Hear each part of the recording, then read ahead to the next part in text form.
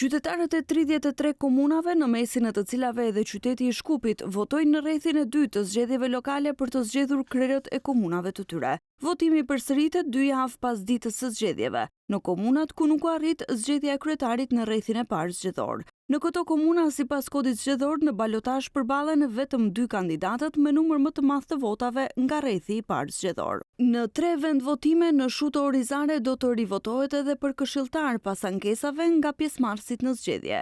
Bëhet fjalë për vendvotimin 2961, 2962 dhe 2966. Kurse në të gjitha komunat e tjera dhe në qytetin e Shkupit, KSZ-ja ka konstatuar rezultatet përfundimtare të zgjedhjes së këshilltarëve.